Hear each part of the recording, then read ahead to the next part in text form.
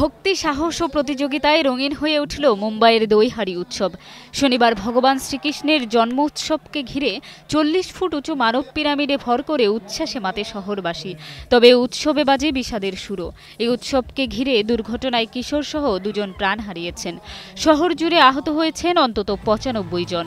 হতাহতের ঘটনা ঘটলেও উৎসবে তা খুব একটা প্রভাব ফেলেনি।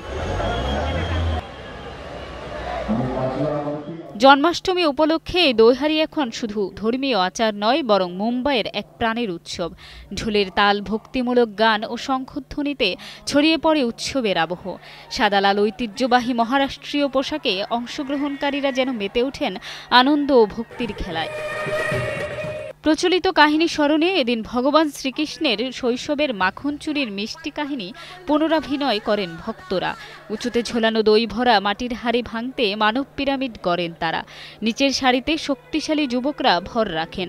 হাড়ি ভাঙার জন্য পিরামিডের শীর্ষে উঠে যায় এক খুদে গোপাল। দর্শকদের করতালি, উচ্ছ্বাস ও স্লোগানে প্রতিটি মুহূর্ত হয়ে ওঠে রোমাঞ্চকর। এক অংশগ্রহণকারী বলেন, হাড়ি ভাঙতে আমরা প্রতিজ্ঞাবদ্ধ। দড়িতে ভর দিয়ে টানা 6 বার আমরা উপরে পৌঁছেছি এবং নিচে নেমেছি। এক অন্যরকম অভিজ্ঞতা। ভক্তি নামে এক তরুণী বলেন, আত্মবিশ্বাসী মূল শক্তি। আমাদের বিশ্বাস 200% আত্মবিশ্বাস নিয়ে আমরা এই উৎসবে অংশ নিয়েছি। পপি অধিকারী, ইন্টারন্যাশনাল ডেস্ক, কালের কণ্ঠ।